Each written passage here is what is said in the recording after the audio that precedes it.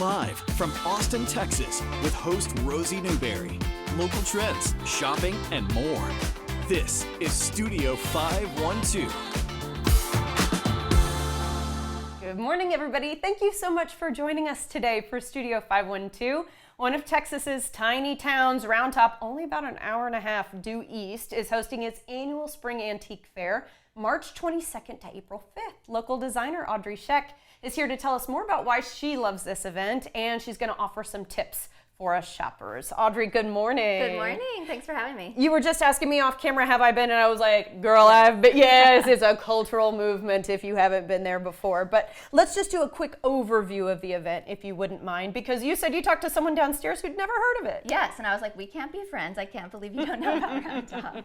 I'm just joking. But if you don't know about Round Top, you should. It is, like you said, about an hour and a half just east of Austin, a little tiny, quaint Texas town that is now well known as our nation's largest antique fair. Is it our nation's our largest? Nation's largest. Whoa. And like population? Population, 93 people. 93 people. And it swells to like 100,000. Hundreds of thousands of people come in for the spring and the fall show. So now's our time to shine. We're in Round Top time. So our team is going on our annual team retreat this weekend through Wednesday.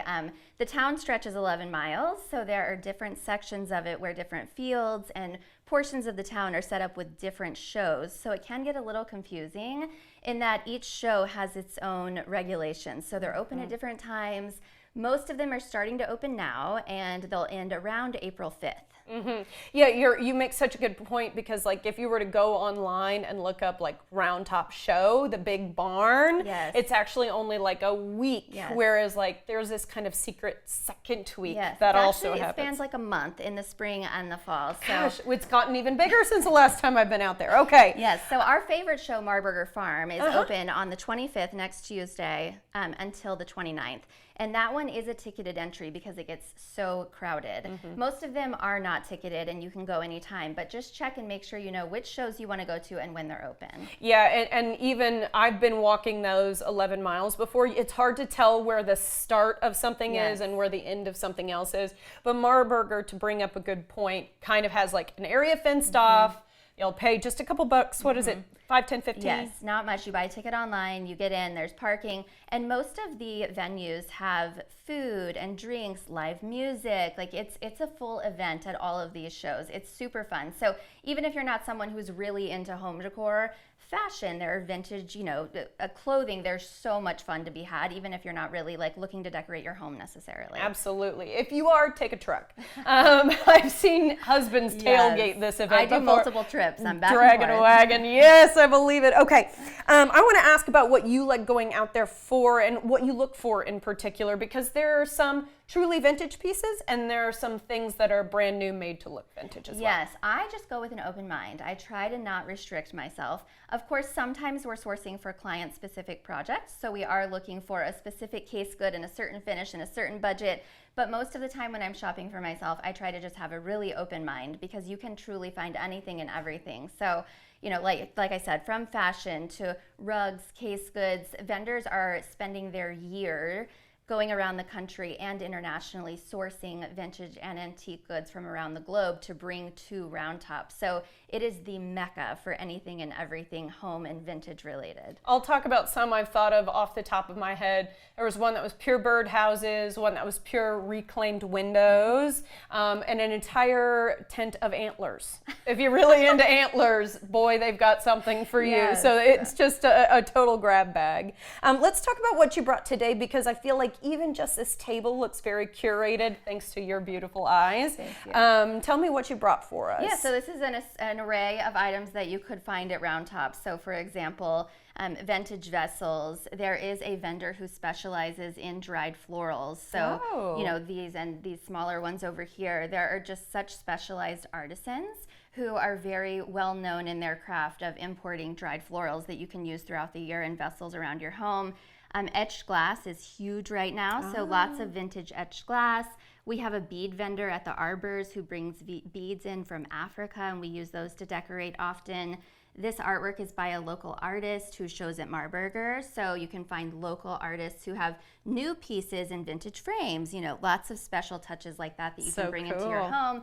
Vintage books, decorative objects, anything and everything, dresses, hats. I mentioned to you earlier, it's Texas prom, so everyone comes dressed for the occasion in their hat and their boots and their vintage dresses. So it's also like just a fun time to go and people watch. And truly kick back. Put on the cowboy hat that's been sitting in the closet for 364 days of the year.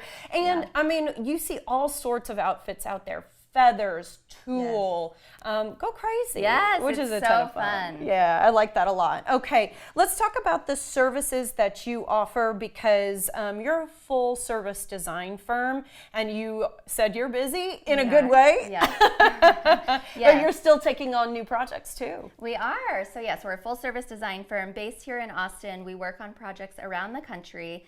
Anything and everything home related. We help clients build new homes, remodel existing spaces, furnish their homes, style their homes, so there doesn't have to be construction involved. We help with anything and everything home related. Love that. Okay, and in our last minute here, just a couple of trends that you're starting to see pop up as far as homes go. Yes, so I mentioned the etched glass. That is a big one. So it's been really fun for us in the last year or so to start incorporating that fun reflective glass moment in some of our designs. Kind of retro. Yes, and it, when the light hits it, it has this really beautiful shadow and shimmer that we love to capitalize on. So a lot of times we love to put glassware next to windows where you can, catch that windy moment from outside, and it just makes a really pretty ambiance inside. Lots of vintage, so we try hard to incorporate lots of vintage touches into our projects. Local as well, so I mentioned local artists. That's another big one, which is really prevalent at Round Top. Lots of local Austin-based artisans who are, working with reclaimed furnishings or artwork are showing in Round Top. So it's a great way to go discover local artists too. So all of those things are definitely big right now and top of mind. You know what? And it's sustainable, and it's supporting local. So you're doing some really cool, knocking out a couple things with one stone here. I think that's really neat. Audrey, of course, I love your vision. Thank you so much for your time today. Guys, Round Top also happens in the fall and a smaller show in the winter. So if you can't make it this month, be sure to mark your calendars for the next one, because that's coming up in October. You can learn more about Audrey's services by heading to her website, audreyscheckdesign.com.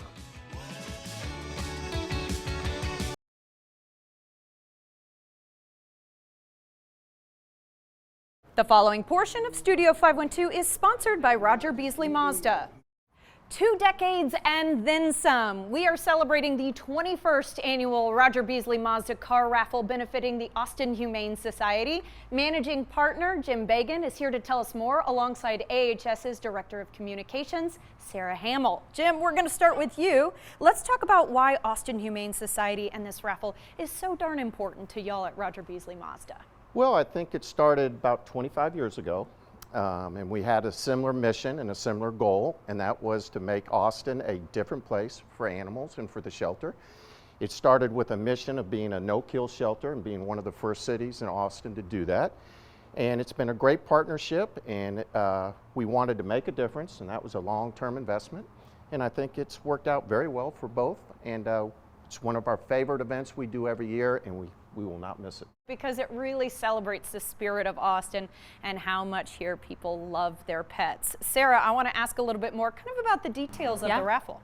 Yeah, so the raffle kicked off a couple of weeks ago. We're selling 5,000 tickets. Tickets are $30 each.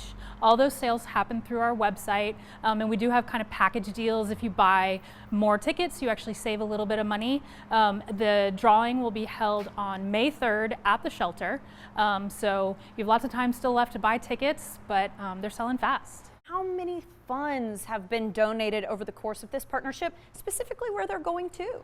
Yeah, like Jim mentioned, this is the 21st year of the raffle, but the relationship between AHS and Roger Beasley started 25 years ago. I think we used to do like cook-offs and a telethon back in the old days.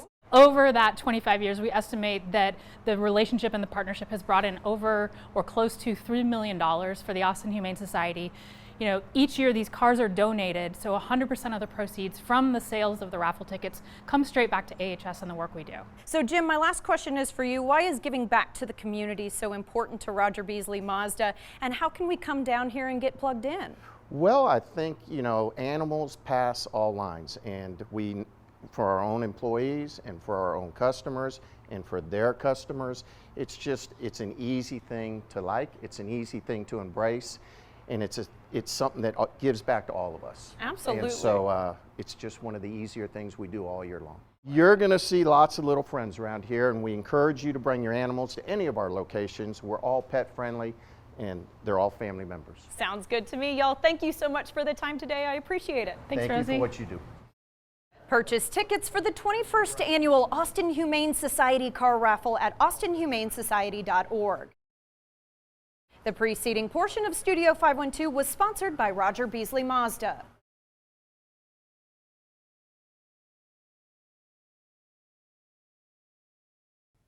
Welcome back, everybody. Are you looking for a magical read during your spring break vacation? Local author Jeanette Horn is joining us to talk about her debut novel. Okay, it's a play on words. Play, comma, with knives. Interesting. Jeanette, good morning. Good morning. Why don't you talk to us a little bit about the inspiration for this book? Yeah, when I started writing this novel, I really wanted to be able to mix items from every era and culture. So I wanted trebuchets mixing with Babylonian coins, mixing with Victorian lace.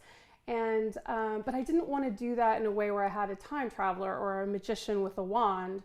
So I started thinking about how I could do that, and the idea came to me that I could do it with a troupe of actors because they can travel through time, they can become anyone in any place. That is a really smart thought. And so if you wouldn't mind, I know you can't give us everything, but if you wouldn't mind telling us a little bit more about the storyline. Sure. It's about a troupe of actors who's touring the small town Midwest on a train.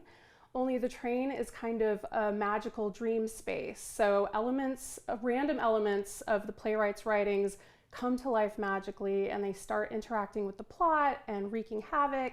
So there's a lot of, the writing's poetic, but there's a lot of silliness. There's kind of a half-tame fox on the train. There's a bartender who looks like Abraham Lincoln.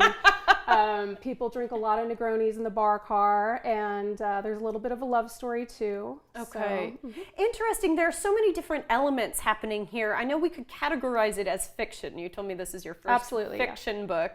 But what if you could give it kind of a subgenre, what would you say? magical realism, for sure. Magical Yes. realism. Okay. You're kind of talking my language. This is the sort of book I like to read. Okay, I like that a lot. And I want to talk actually about your journey as an author, because I'm so pleased to be able to say that we're giving you a little bit of love today, because this is your first published Yes, novel. it is. Congratulations. Thank you so much. Yeah, talk to us about how you got started with writing. I was just always enamored with books from a really young age. I mean, I remember even before I could read and write, sitting at the table in my little room and making books and gluing things and stapling them together. And then I remember in 4th grade, so I must have been 9 or 10, very formally deciding that I was going to be a writer. And I started writing in a really thick spiral notebook, little chapter stories and little poems and things. And then that carried on through high school and then college. I was really lucky. I went to Westwood High School, and I had a really good English teacher there who was passionate about creative writing, and he started a little literary magazine and a creative writing elective. Let's shout him out. And FJ Shack. Okay. I don't know if he's still there anymore. It's been a while, but yeah, and so he really instilled that in me even more than I naturally had. And so, yeah, it led me to a life of writing. It's wonderful. But largely you've been focused kind of on poems as you headed into your adult life. So what made you decide to make the switch into, okay, I'm going to put pen to paper here and I'm Yeah. going to put together a novel? Well, I've always just been a huge consumer of novels. I certainly read a lot of poetry when I was a poet, but I just love the novel as a form, and I always wanted to try my hand at it. And the time just felt right. I was ready for a new challenge. Oh, I'm so excited for you. And I love that you're a local gal that we get to like kind of, you know, pump up, because we're excited that you've got this novel. You've actually got an event going on tonight at Book People. I do. So I really want people to hear this in case you don't have plans for your Wednesday evening. This is something to do and a great way to visit with a local author. Talk to me about it. Yeah, we're going to do a little reading from the book. We'll do a little discussion. I'm going to be there with Lucas Schaefer. He's the author of The Slip, which is coming out this summer. Fantastic novel. And then we're going to do a little Q&A and a signing. So we'd love to have everybody. Oh, that sounds wonderful to me. And what else can folks look forward to from you? Because I have a feeling that since you've been writing since a young age, Yes. that you're probably not going to stop now. Yeah, this is life now. So I will be starting on my next novel really soon, probably in the next couple months. Okay, I don't want to push you too far. Can you give us anything to work with, or? Yeah, sure. It'll be a historical fiction, so an alternate history actually, and it'll be kind of a lot of the same themes. A group of artists, a lot about lies and truth, and the nature of reality, the slippery nature of reality. So I think I might have a little bit of an obsession with those themes. But they're really good themes, and they make for great reading. And I also think it's so interesting because when you grow up, you always assume that like the narrator is telling the truth. And I think it's been kind of a really interesting turn, or maybe, you know what, I just wasn't paying enough attention to see in recent years that not always is the narrator the most reliable character that you're hearing from. That's true. There's a little bit of that in here as well. So. Okay, all right. Well, I'm getting really excited. Jeanette, we are so excited for you, and thank you so much for your time today. Yeah, thanks for having me. Of course. You can meet Jeanette tonight, guys, at 7 p.m. at Book People and buy her latest release. The event is free. You can register online to let them know you're coming at bookpeople.com.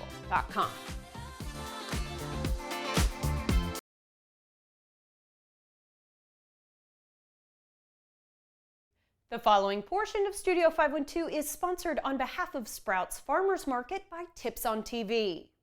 March, did you know, is National Nutrition Month, and the theme this year is how food connects us. Joining us today is nutritionist and New York Times bestselling author Frances Largeman Roth, who's teaming up with Sprouts Farmers Market to share some timely tips for healthier eating. I'll put my hand up, I need these. Frances is a mama of 4 and one of the top nutrition experts in the nation.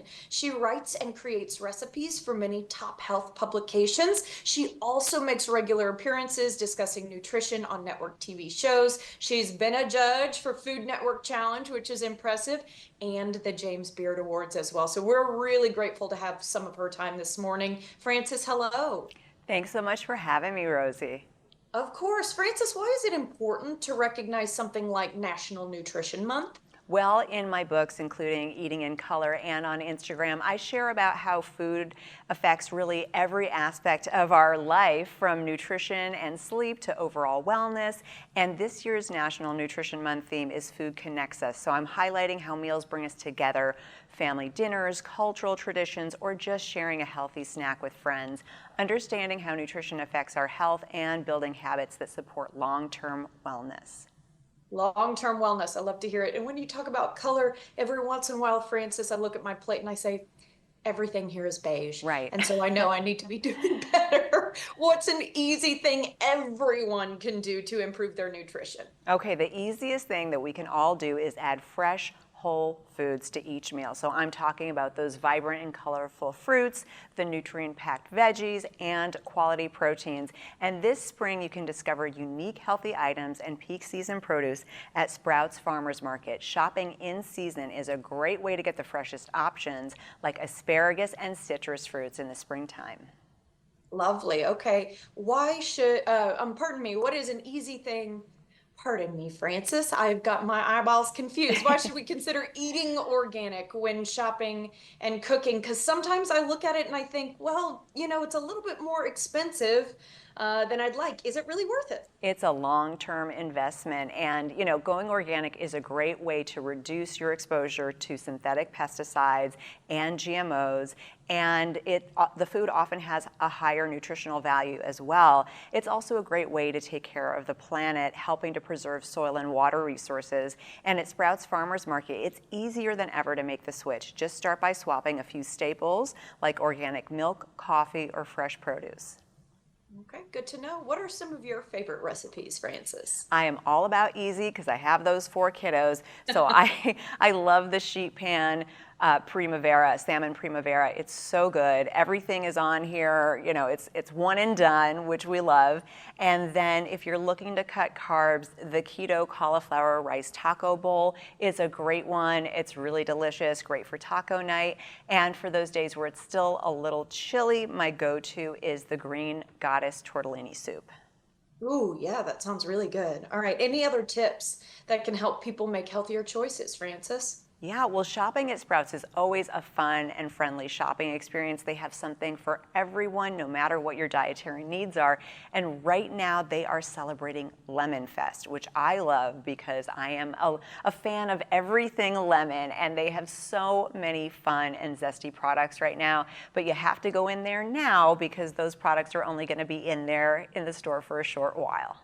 Yeah, because I just found out, this was news to me, that citrus is in season right now, right? Stuff like lemons. Yes, and you can get all the lemon you want.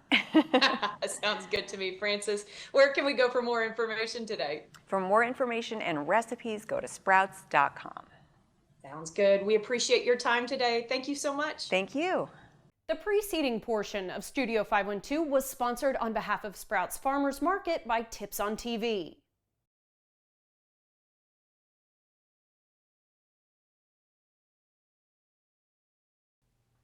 Welcome back, folks. Usually our friend Lance Robertson of plants.org brings us information about plants. Today we're focusing more on where those little plants live. Lance is here to talk about picking the right pot for your plant. Lance, good morning. Good morning, Rosie. Great to be here. You kind of wanted to flip subject matter on its head today, and you say to us, yes, the pot you choose really does matter. Let's talk about that. Not only does it matter, sometimes nurseries play games because we have different needs than what the eventual user of the plant is going to do. Good point. So a lot of times people see all the little pots in the nurseries and think those are the pots I want to grow it in, and sometimes they can be. But sometimes it makes it a little more difficult when you're trying to do it at home and figure out what I should be doing when I want to grow plants, or how I should buy the plants in the pots. Yeah, you bring up some really good points about like how I know nothing. You've got actually kind of an idea of a timeline moving across some of these beautiful plants. And by the way, guys, these are so sweet. This is watermelon. These are cherry tomatoes. Like, they're itty bitty guys right now, but it gives you a really good idea of how you should be planting them. Yeah, so really what these show is kind of the growing cycle between plants. Of course, all plants are going to grow in a little bit different time scale, but these really show the watermelon are very new. They're something like 8 days old. You can barely see the roots through these clear containers. You wouldn't know if it had much roots if it was the normal black pot. As we move to the cherry tomatoes, you can start to see the roots coming in. They're starting to really grow. You know, most of the time we're going to thin these down, so these actually are going to last in these pots for another couple of weeks because really we want them to be kind of root bound before they go out. Sure. So as we start looking at the cucumber, you can start to see there's a lot of roots in there. Well, and I can see, you know, from the top, if we couldn't see in, we're seeing a lot of leaf, but that still doesn't mean it's necessarily ready, right? Right, so a lot of people want to move them as soon as they go to the true leaves. So a lot of plants have these dicot leaves. These are these little round leaves we see on almost every plant. It's actually how we split most plants from the grasses. They're called dicots. They're leaves that are inside the seeds. So once you see the next set of leaves, which are the true leaves, that's usually when people want to move them. I like to hold them a little longer because they really do need to grow as many roots as possible for as small a leaf number as they can. I just learned so many things. That was incredible. Okay, and then this is actually corn. This is corn, and it's ready to go. Grasses grow quick, so you can see these are coming out of the bottom of the container. The roots are starting to wrap in, but this is great. This is how we know that it's time to go. You'll see the bottom leaves are starting to have a little coloration. That's because we can't keep the water on them because the pots are becoming more roots than dirt. So this is definitely a signal to get them in the ground and they're ready to grow. Well, and speaking of getting them in the ground, you say, you know, you buy, what is this, 12 of each of these things. It's really helpful to keep them in these little containers a little bit longer because you're going to end up with at least one going. You're going to have one or two that dies. That's kind of the reason why we do this. You don't want to put in your garden seed spacing because even in professional nurseries, we're expecting 1% to die. And if you plant that, you're going to have blank spaces in your yard or in your garden. And while that may be okay, if you're really trying to grow food to help sustain you, you want to have every square foot really count when we talk about the full growing season. So you'll know which ones are duds and which ones can be planted. Speaking of planting things, you brought begonias today. You told me you felt a little bit uncomfortable about it because here we're talking food and here we're just talking beauty. But what do you have to say? We're talking beauty. I love begonias. I'm not going to say you shouldn't get begonias, but this is something I'm probably going to get some angry calls from nurseries about.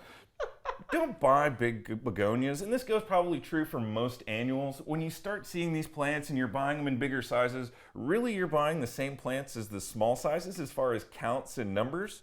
The difference sometimes for us is as little as 7 days between these. Wow. So, you know, a couple of more leaves and they make the plants look much bigger. But where you could buy 6 plants in these little 6-packs, similar to these little grow trays that I have, for something like $3, if you get a bigger pot, you're not actually getting a lot more plant, and you're probably going to pay twice or sometimes even 3 times the price for it. So my suggestion is go for the smallest plant you can get when you're going for annuals, because again, they are going to grow very fast. Well, and not only that, but you might make the mistake of taking this bigger guy and putting all 4 of them together and then winding up with a dead spot or 2. So that is the problem. These are 4 plants that are shoved in a small pot. So it looks great if you're going to put this as a centerpiece somewhere and use it and let it die like some people might do. That's great. But if you're talking about long term, when this plant gets into July, these are 4 plants that are absolutely too close together. And more than likely, when you start to see 1 or 2 plants die in the summertime, it's because we can't keep enough water on them. It is Austin. It will be 100 degrees for a lot of days. For a long time. And too often I see these go in the ground and people get upset because in January they have some die and they don't realize if they'd have just bought these plants smaller and spread them out, it would look way better. Oh, no. Okay, all right. Good information to know. In our last minute, let's just talk about some of these other little options. So these are, again, just options, especially when you're starting plants by yourself. Starting them small sometimes is good, but a little bit more dirt does help levy the water. Okay. So if you're really bad about remembering I need to water every 12 hours, or you don't have perfect irrigation set up like we might in a greenhouse, I really suggest using some of the bigger pots. The seeds aren't going to be hurt by any means. You're going to put them in the ground, which is the world as a pot. So bigger pots aren't always going to be bad, especially when you're talking about vegetables or annuals. This is really the way to go, and it will simplify kind of how often you have to see your plants or how often you have to take care of them. And even some options that are just easier to get out. You know, sometimes it's easier to put something like this in the ground than these little tiny guys. We worry about breaking the small ones. They can get a little bit bigger, so they're a little less fragile. Okay, lots of good information today. We'll have to leave it there, Lance. Thank you so much, as always.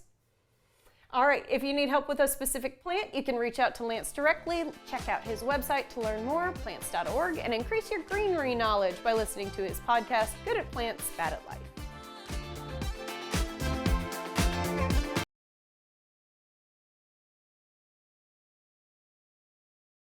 The following portion of Studio 512 is sponsored by Austin Habitat for Humanity Restore. Spring cleaning time is here. If you want to declutter and also support a good cause, the Habitat for Humanity Restore can certainly help. Marketing Manager Erica Brown is here to tell us more.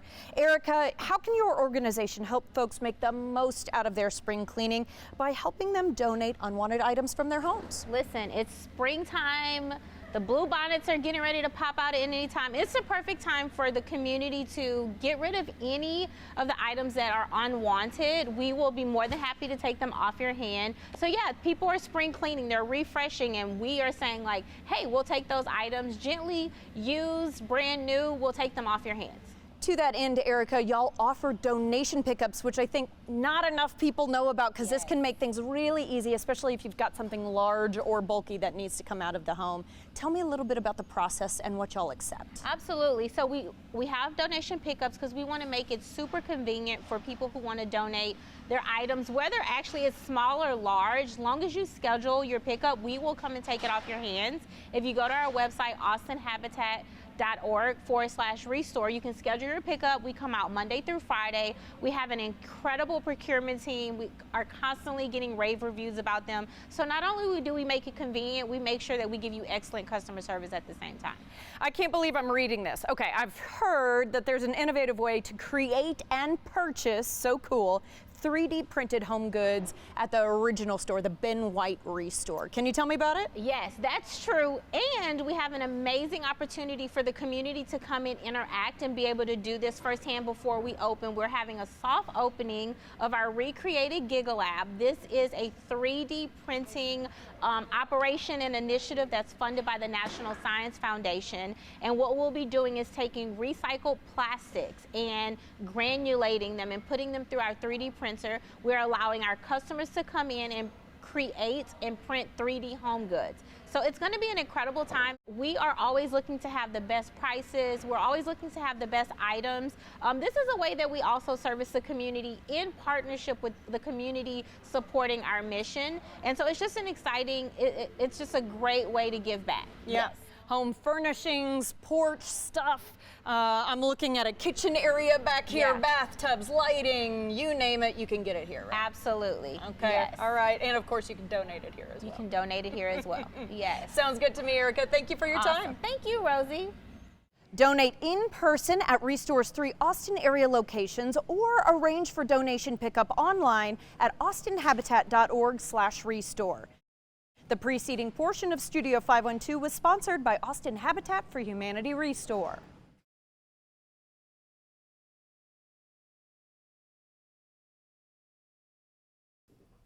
Welcome back, everybody. The Peach Tortilla, an Asian fusion restaurant in downtown Austin, is teaming up with the Williamson County Bagel Company for an exclusive collab on March 22nd, 23rd. Chef Julio Silva from the Peach Tortilla and the owner of the Williamson County Bagel Company, Alexandra Lawson, are here to tell us more. Y'all, good morning. Good morning. Thanks for having us. Of course. Thank you both for joining us. Chef Julio, we're going to check in with you first. I love Peach Tortilla. It's very good food. Talk to us a little bit about the vibe for those who have maybe never been. So Peach Tortilla has been open as a company in general for about 14 years, going from a food truck, now brick and mortar, with our second Peach Tortilla opening in Cedar Park. Our anniversary is actually coming up next week, so we've been open a full year next week. And I mean, it's very like family forward. We want to invite, lots of kids. We have a pretty big, extensive kids menu now. We want to show everyone in the Cedar Park area now that there is more to Asian food than just, noodles and rice bowls. You guys are really clever with your menu and the tastes are fantastic. So it's really exciting that you're up in Cedar Park. Congratulations on that.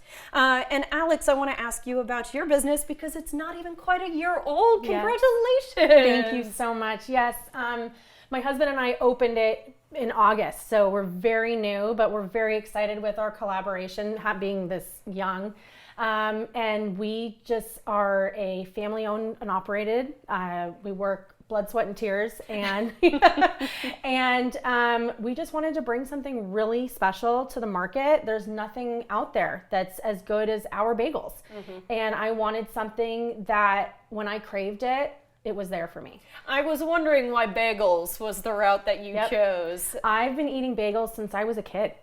And when we moved here in 21, the amount of growth that's happening out in our area, there was just not a lot of restaurants out there. And so I wanted something that I could go to that had exactly what I wanted. And we went for it. Fixed it for yourself, and now you're offering it to the neighborhood. And I should say the Peach Tortilla and the Williamson County Bagel Company are about 6 minutes apart in Cedar Park. So you guys have found each other as neighbors, which is really cool. So Chef Julio, I want to talk a little bit about this collaboration, why you guys wanted to do it. So the reason we want to do this collaboration is to help newer restaurants, newer shops in general, to get more of what we already have at Cedar Park, Cedar Park at Peach Tortilla. You guys have a lot of exposure. Yes, we have a lot of exposure. exposure. You have a lot of Instagrammers coming by.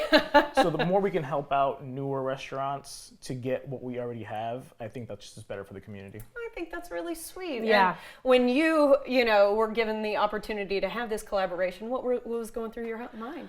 I mean, I was just shocked. I was like flattered, honestly, that we are so fresh and new, and that they love our product that much that they wanted to incorporate it into their menu.